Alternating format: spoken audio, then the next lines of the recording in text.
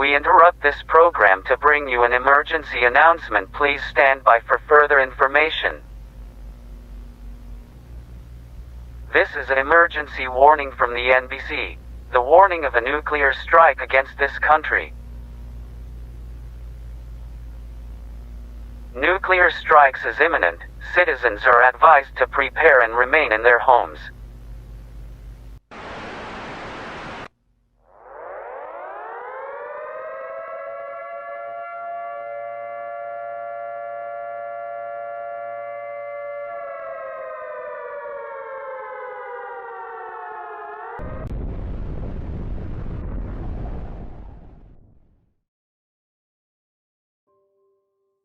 I don't want to be telling you this.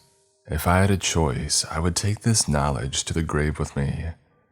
The facts are as horrible as they are hard to understand, so I'll get right to it. There isn't going to be any year of 2024. There wasn't a 2023 or a 2022 either, but I'll get to that later. If you're like me, you're probably wondering, who is this guy and what right does he have to make such insane claims? I'm a scientist and it's my job to ask those kinds of questions. Tough questions that can't be answered without testing and irrefutable proof. My mentor, Dr. Fallow, used to say, "In God we trust, all others bring data." And until today, that was my philosophy as well. Our research at Andros Labs focused on the gravitational identity of time. You see, every day, every hour, every millisecond carries its own unique time signature. We used a lot of high-tech equipment, but the most important was essentially a glorified spreadsheet.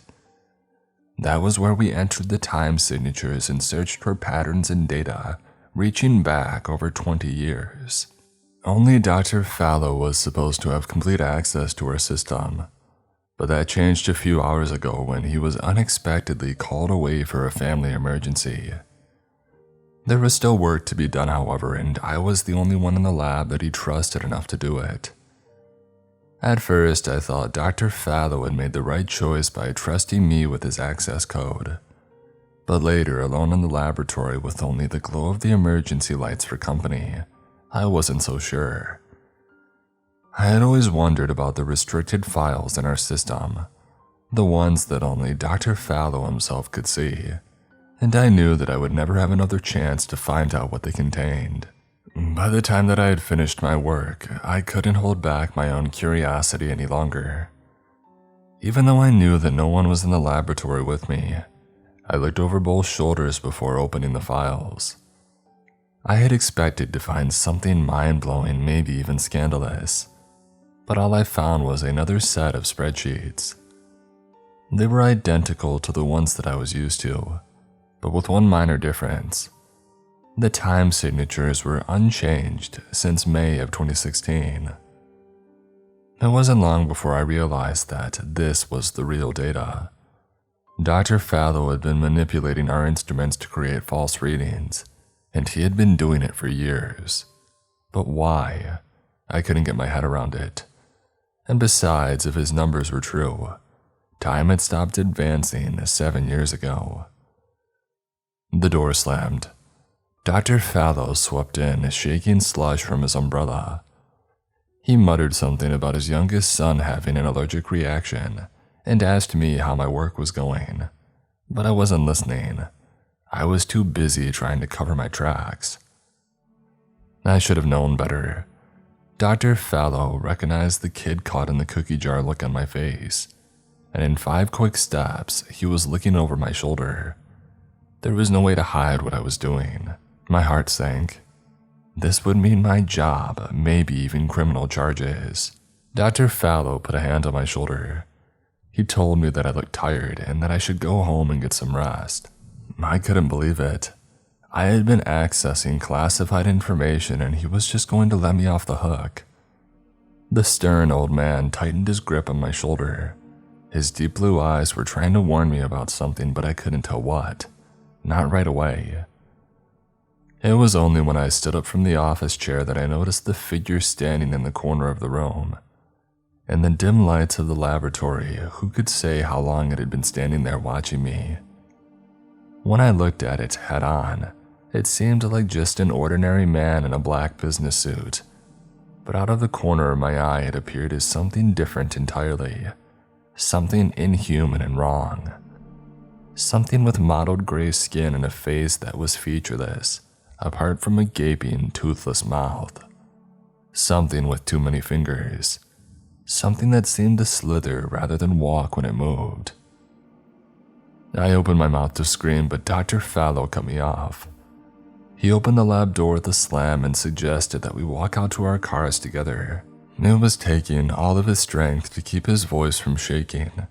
I couldn't resist looking over my shoulder at the figure in the corner as he left, but when I did, it was gone. It hadn't been just my imagination. Dr. Fallow had seen it too, I was sure of it, but he was keeping his mouth shut tight. I had never seen anyone so afraid. Dr. Fallow glanced at each lightless office and empty corridor that we passed as though he expected some unspeakable creature to reach out and drag him inside. And when we reached the parking lot, he climbed into his snow-covered car like a condemned man, barely even wiping the windshield before he drove off. He still hadn't spoken a word to me, and I had an awful feeling that I would never be seeing him again. I was left alone in the laboratory parking lot, or was I? Reaching out for my own car door, I felt a presence behind me. I was sure that if I turned, the figure in the black suit would be there, mere inches behind me, ready to wrap its thin fingers around my throat. Of course, when I did spin around, there was nothing but falling snow. Still, I couldn't shake the feeling that it was there, just beyond the corners of my vision. I told myself that it was just fear and stress, that Dr. Fallow's paranoia was affecting me as well, but I didn't really believe it. Even once I got back home behind a locked door with a warm cup of tea in my hands, my heartbeat still hadn't slowed down. Time was repeating itself. It should have been impossible, but the data was airtight. Suddenly, I remembered Ted Wu. Ted was an acquaintance from my graduate program. A big, sleazy guy who was always surrounded by the odor of weed, Cheetos, and some other nastier smell that I couldn't identify. He bragged that he used the dark web a lot. None of us wanted to think about why, and that he had created a hidden forum there, a place where scientists could share their findings anonymously with one another. Well, Ted disappeared a few years later, but his dark web, a free speech forum for scientists, it was still up and running. If there was anybody who could explain the anomaly that I encountered, that was where I would find them. Sharing my discovery would be a breach of Dr. Fallow's trust, but I had to know. The feeling that some sort of presence was in the room with me kept getting stronger and stronger. I had an awful suspicion that if I didn't uncover the truth soon, I would be insane by the morning. I was just about to hit submit when I felt 8 long, multi-jointed fingers close around my head. Its vice-like grip twisted around me, and I found myself face to face with the thing from the laboratory. Up close, the illusion of a dull man in a black suit fell away completely. It hurt to look at, and not just because of its slimy, mottled gray skin and extra limbs. It was how it blinked and shifted, like it was existing in more than 3 dimensions at once. I shut my eyes tight, but I couldn't seal out the noise that its mouth made. A dry, raspy sound like wind through dead grass. It was speaking to me, but I couldn't understand its words, until it wormed one of its cold, slimy fingers into my ear. I squirmed at the invasive sensation, but seconds later, something clicked in my brain and I could understand what it was saying, although I would have preferred not to. "Are you sure you want an answer to your question? Really sure?" I screamed. It tightened its grip until I thought my head was going to crack like an egg. The pain was unbearable. "Go on, primate. Tell us what you think you know." The years, the days, they're repeating themselves. Why? A sickening screech sound reverberated in my skull. I think it was laughing. So we can feed. We loop you through time again and again, making the simulation just a little worse each time. We're going to squeeze the delicious pain and fear from your simple primate brains until there's nothing left. Please, I whispered, don't kill me. Kill you? You mean right now? Whatever for? We have all eternity to kill you as many times as we wish. No, you have a different purpose. You're going to share the truth with your fellow primates. We would like to see how they'll handle it at this stage of the simulation. Its mouth curled into an awful imitation of a smile. We're scientists too, you know. And if I refuse, we could always drop you down a few levels in the simulation. Why don't you take a look at what's coming in a few of your so-called years and tell us what you think? A cold, dusty wind blasted my face. My eyes snapped open. I was laying inside a shattered concrete pipe. Grayish-white snow fell from the black sky overhead, but I could barely see it. There were no lights anywhere. I should have been worrying about where I was or who I was, or even when I was, but suddenly all I cared about was food and warmth. The hunger was like a fist crushing my gut. How long had it been since I had eaten? Days, weeks. I was too weak to do anything but crawl toward the end of the pipe. The air was so cold that it hurt. My clothes were just tattered rags, and when I tried to wrap them around me, I realized that my skin was covered in strange, pale lumps. Spurred on by a sick curiosity, I touched one and a jolt of pain shot up my arm. Something like a tiny, ink-colored worm had squirmed inside, and then burrowed deeper into my flesh. I grabbed my head in horror and then felt a chunk of hair slip out between my fingers. I was so cold, so hungry. It took ages to drag my skeletally thin body to the end of the shattered pipe, and even then I knew that I wouldn't have the energy to make it much further. There was no food, no shelter from the blistering cold, and it wasn't just the wind that was howling. 4 blacker than black shapes were loping toward me through the darkness. I couldn't fully see their bodies, just their eyes, burning like hot coals in the darkness. They looked even hungrier than I was. The howls chilled my blood. I tried to scramble backwards, but they were faster than I was, a lot faster. I slipped in the gray sludge at the bottom of the pipe and heard a low growl behind me. And then they lunged. I cried out as teeth sank into my leg. My eyes snapped open. I was back in my living room, my skull still trapped between those long nightmarish fingers. We can send you back to that moment whenever we wish, as often as we like. How many times do you think you can be eaten alive before your brain just shuts down completely? Would you like to find out? Or maybe we should drop you down a few levels further. What do you think? Do you still refuse to fulfill your purpose? It released me from its grip, allowing me to shake my head and puke my guts out on the carpet. That simulation of the future, or whatever it had been, had felt just as real as my daily life. The cold, starvation, and disease that I had suffered were all proof that the monstrous thing in front of me was telling the truth. We really do live in a simulation, a time loop. It becomes a little worse each year, so that they can feed on our fear and suffering. They've shown me the future and it has no bottom. As I said, I don't want to be telling you this. I wish I could forget it myself, but that isn't my purpose. I have to share what I've discovered. It's the only way I have to avoid the future for as long as possible. Make no mistake, they're here, and they're in control. And the future will be here sooner than you think. Earlier in the month, I had agreed to help my friend set up her New Year's Eve party, and that I would, by virtue of being there, attend and hang out for a while. Even though I'm not exactly the most sociable person, it was at this party that a very strange and ultimately terrible thing happened to me.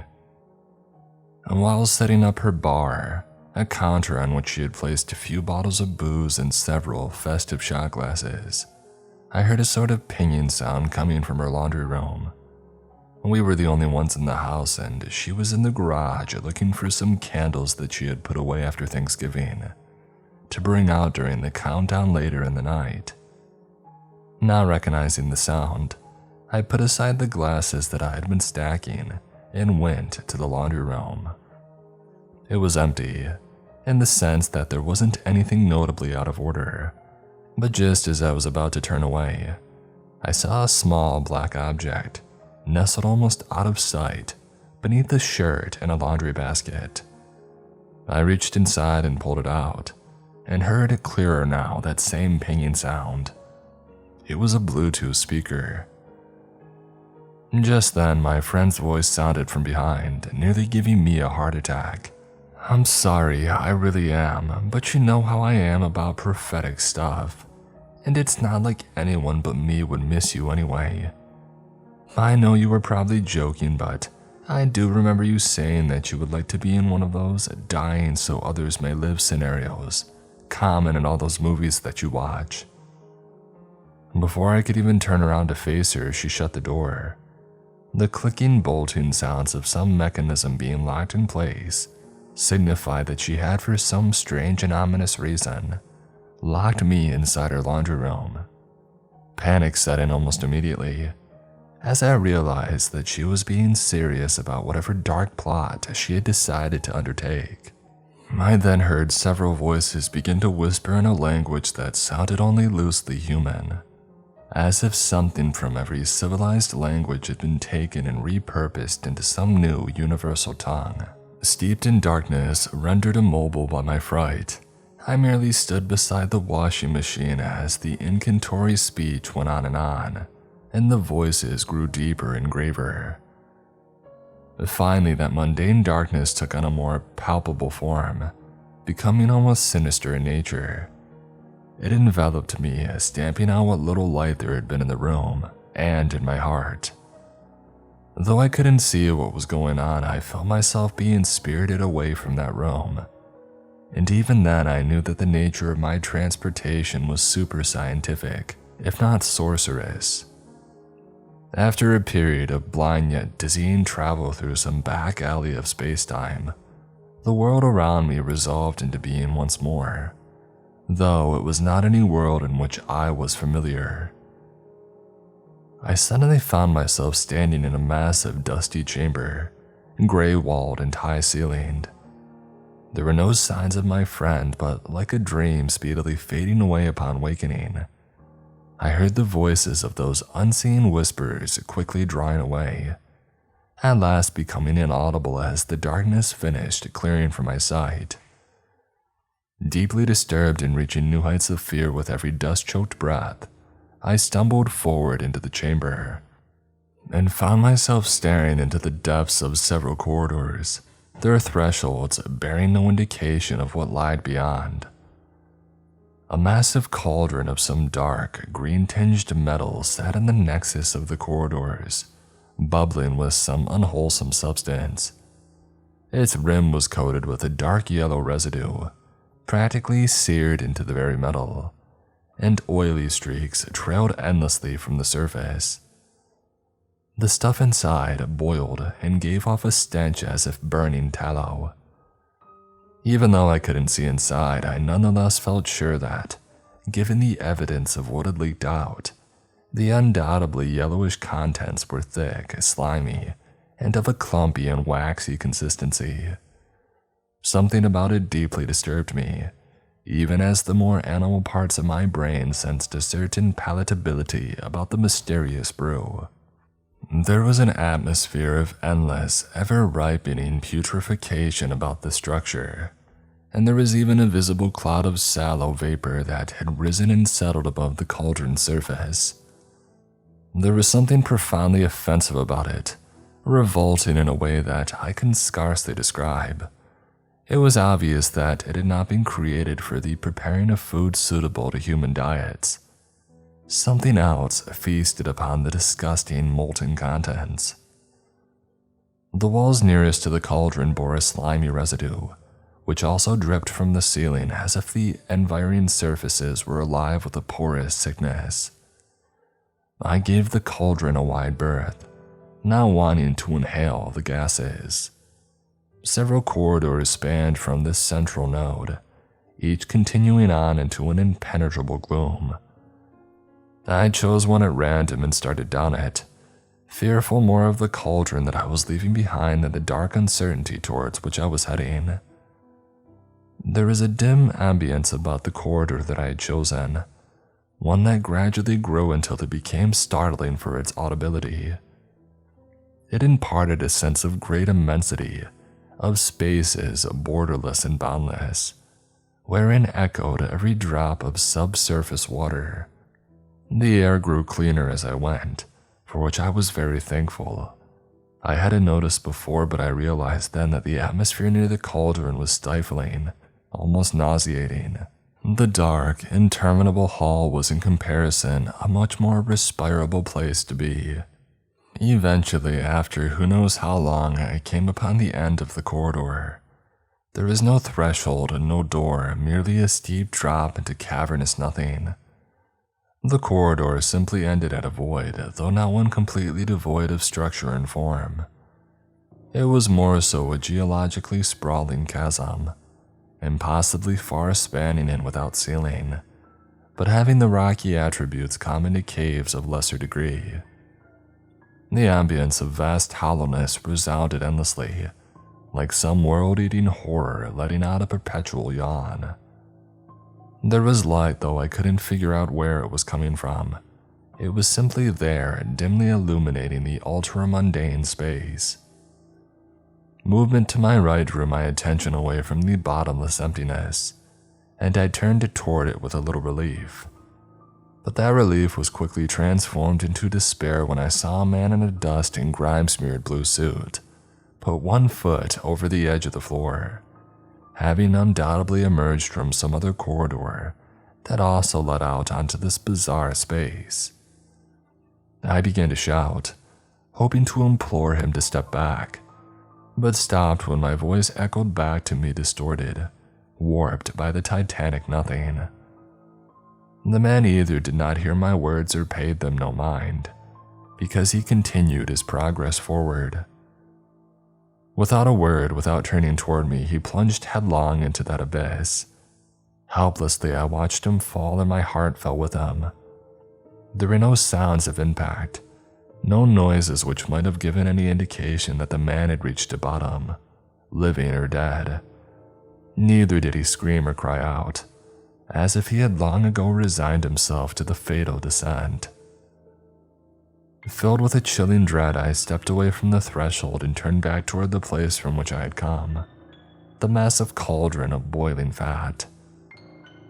Back at the cauldron, I couldn't shake the feeling that there was something deeply wrong about the chasm, beyond the near unreality of its size and emptiness. My voice had sounded extremely strange when it reverberated back to me. It had sounded, for lack of a better word, unclean, as if the very notes had been taken and poisoned by something in the depths before being flung back at me. It was deeply unnerving to think about, and so I refocused my mind on escaping, even as the noisome funk of the cauldron threatened to send me retching onto the floor. Ignoring the putrid dankness, I again circumnavigated the cauldron, this time choosing a path opposite from the one that I had taken before. The corridors were virtually indistinguishable. The same dank walls, the same march towards darkness, the same lessening of the air's pollution by that sinister stew. And again I came to an abrupt end, beyond which lied that cavernous nothing. Terror trickled intravenously through me, and I found myself suddenly fighting to stay calm, if not sane. Putting a hand on a wall to steady myself, I brought my breathing under control. This can't be real. This can't be happening. What's going on? But my voice came out shaky. I couldn't remember a time where I had been nearly as frightened as I was just then, and yet I sensed that there were more horrors to come, more terror to endure before I could escape. And just when I had brought my breathing and heart under control, I heard something that sent them into fits again. From far down the hall came a harsh sound, like shoes dragging on the stone floor. It silenced me at the loudness of it, and it soon became obvious that the sounds were coming closer, approaching me with a grim steadiness. With only the void to my back, I had nowhere to go. After a few moments of mounting terror, a figure appeared in the gloom ahead, a figure that was thankfully humanoid. But still, I felt myself tense up, sensing a subtle yet unmistakable quality of inhumanity about the person. Their feet dragged as they neared, as if they had long ago given up their mind or spirit. Finally, they stepped into the scope of the light emitted by the ominously luminous cavern, and I saw them in full detail. They were, as I had noticed, human, but the mortal kinship between us had ended there. It was a man who had at some point in the far distant past been a businessman of some kind. He wore a tattered suit and tie, not dissimilar to what the other man had worn, though plainly much older. His clothes were practically falling off his wiry frame, and had faded to some nigh indescribable color between gray and white. His face was outright ghoulish, the cheeks sunken and almost leprous with spots and abrasions. His scalp was bald, and the oddly textured surface suggested that his hair had fallen out some time ago. I suspected that the cause of the deathly pallor and the pockmarked flesh was the emissions of the cauldron. The fumes, more than any passage of time, had probably caused this man's decrepit appearance. With eyes that seemed to have stared for too long on that viscous immensity behind me, he looked at me, abruptly stopping his shuffled march. I see we've got another. What year are you, if you wouldn't mind me asking? I involuntarily leapt back, having been caught off guard by the man's scratchy and guttural voice. That voice, I suspected, hadn't been used in a long time. If a mummy could speak, that would be the voice that it would use. When I regained a little bit of my composure, a period during which he simply stared, I asked him to clarify the meaning of his question since I hadn't had any idea what he had meant. You are very new then. On my back there's a number.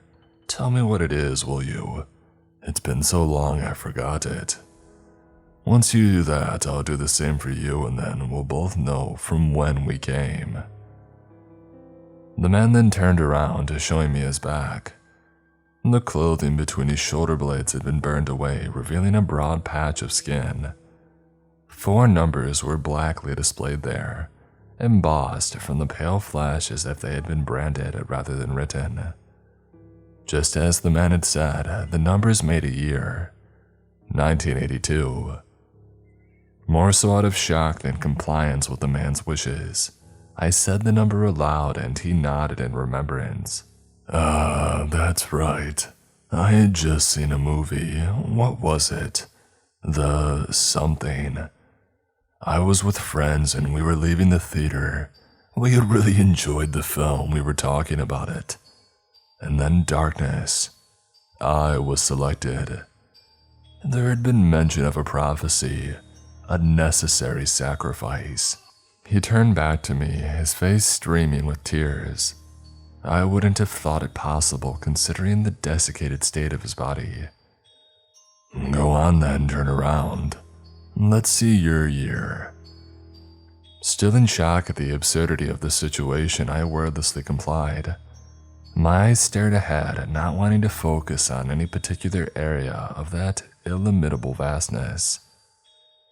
Oh, you're quite far ahead of me. 2024. My body went rigid. Ahead of me, the cavernous darkness seemed to beckon me onwards. Somehow I had been taken from the wrong time, In my timeline, it was still 2023, of that I was certain. The party hadn't even started yet. And yet seared into my back was the year 2024, which should have been hours away. The day had only just started. Through sheer force of will, I managed to relieve my body of its rigidity, turning around to face the man, though I couldn't help but feel the tremors that arose a moment later. As if I hadn't spoken in weeks, I stammered out that there had been some sort of mistake, that I was from the year 2023, not 2024. But the man's eyes, still glossy with tears, only stared. After a moment of silence, he motioned back, presumably towards the Noxus cauldron. There are 3 choices left to those who have been transported here. The first, sacrifice themselves to the cauldron, thus ensuring that the year from which they hail will be free of major cataclysm. The second, wander these halls aimlessly in the hopes that they'll someday find escape, or that the system somehow changes or crumbles altogether. The third, reject the system entirely and jump into the abyss. What lies beyond is unknown. It could be death, a return to the past, or the future. There is no basis of time here. All continuities, past and present, may coexist within these corridors for as long as they need be. The only thing that matters is the choice. So I suppose you could say, in essence, there are really only 2 options: sink into the soup or don't. And despite the small jest, there was no mirth in the man's expression. Bleakness and a sorrow immeasurable were etched into his sunken features. I've just recently made my choice. Having been here for a while, I can't really say, can I? I've come across people from a century in the future, so I can't very well base my time spent here on anything concrete. Hoping to find a flaw in the man's explanation of the system, and perhaps a way to escape it, I countered him. Well, wouldn't that mean that it doesn't matter what we do if people of the future exist? There obviously hasn't been a cataclysm awful enough to wipe out humanity as we know it. He smiled, though it was a sad and knowing smirk, as if he had been grimly expecting the question. No, not at all. As I said, time does not operate here. All years, all temporal potentialities arrive here at some point. There is no chronology, no order of being, I suspect that. If we had to be placed anywhere in a timeline, it would be at the beginning. I figure this place predates time itself. My mind reeled at the sheer cosmic unreality of the idea. I couldn't mentally grasp the concept of being some pre-temporal entity, of my choices determining a future yet recorded. Seeing my incredulity, the man smiled a sad smile again and placed a withered hand on my shoulder. Be well, traveler. May you find what peace you can in these corridors, or the space beyond them. Walking past me, he stepped to the edge of the corridor. He seemed to settle himself, shrugging off the years that had accumulated atop his tired shoulders. I couldn't see his face, but I was sure that, in the end, he smiled. Not the sorrow-filled smile of before, but one of genuine happiness. Oh, and one last thing. There is a particular corridor with a special wall. On it are written the epitaphs of those who have come and gone. You may write one yourself if you wish. Some are merely a few lines, others are practically novels. Somehow those words find their way to the world, to the regular flow of time. Not always the exact year from which the author hailed, but close. Maybe it would bring you some peace to recount your tale, or simply say goodbye. He then stepped forward, plunging himself into the yawning depths with a certain morbid stoicism. I turned away with tears in my eyes, even though I hadn't known the man for more than a few moments. Having seen the aged and decrepit state of that man, I determined then to promptly make my choice. I didn't want to linger in that dismal realm, doomed to roam the purgatorial labyrinth forever. But first, I would find the wall and I would write something on it. It was not difficult to locate the wall. In fact, it felt as if being made aware of it somehow brought it to the forefront of the maddening maze. Upon returning to the cauldron, I took another corridor at random and came across a wall down which spanned the inscriptions and scribblings of past wanderers, whomever they had been. It would take more time than I would care to spend in this prison to share even a few of the self-written epitaphs, so I will only say that a disconcerting amount were from years far in the past, nearer to the earliest civilizations of man than my own time. Some of the languages I recognized, others were of styles and lexicons beyond my knowledge. I would even dare to say that a few were of a linguistic order entirely inhuman, but the implications of such an idea are far too profound to be discussed with any substance here. It is on this wall beneath this infinitely gloomy phrase, "I am a revenant doomed to wander and haunt the halls, denied of both death and life," that I've written my tale. I have more or less detailed all that's happened to me, and I'm now saying my goodbyes to the world, to my life, and to time itself. I don't know what fate awaits me upon submergence into that foul cauldron, but if what the man had said is true, then in doing so I'll prevent some awful cataclysm from happening. Then it is only logical, only ethical that I do it. Heaven, hell, or a thoughtless infinitude. Here I come.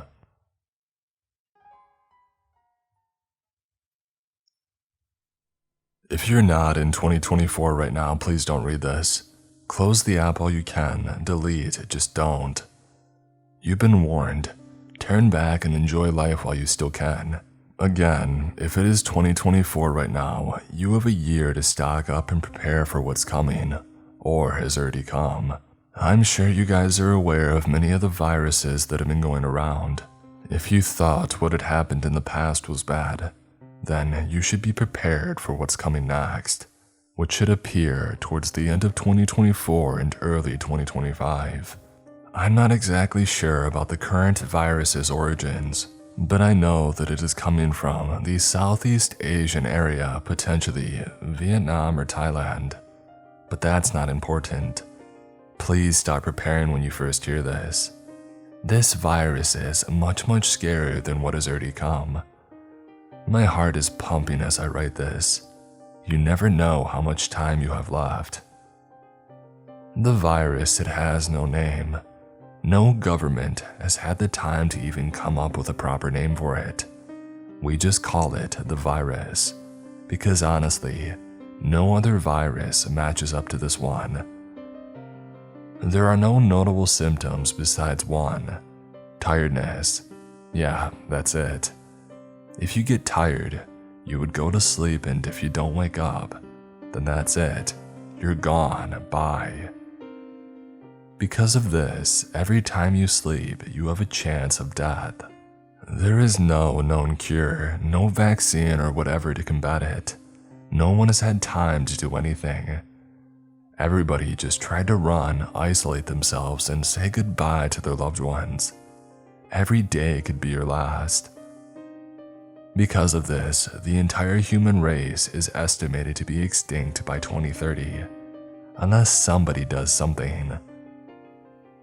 Obviously, the first thing that should strike you was fear. It's the same for all of us. But I hope that this serves as a prior warning. If you want to survive, isolate, sleep before you feel tired, stock up on all the essential supplies. Once you've run out, you're gone. Stepping outside almost guarantees that you'll contract it. As I tell you this, I'm down to only 1 can of pasta. Please, I say again, be prepared. Don't end up like me. If you're a scientist or somebody that's in power or something, please try to be proactive and come up with a cure. I don't know much about this virus, but please, at least try. I hope you can save the human race in time.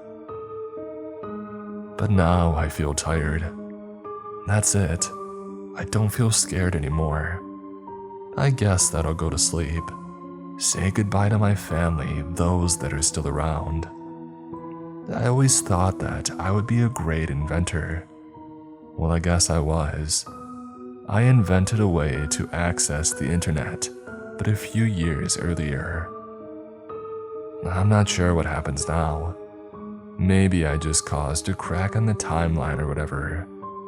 I don't care though, just please be prepared. Goodbye and good night. And happy 2024.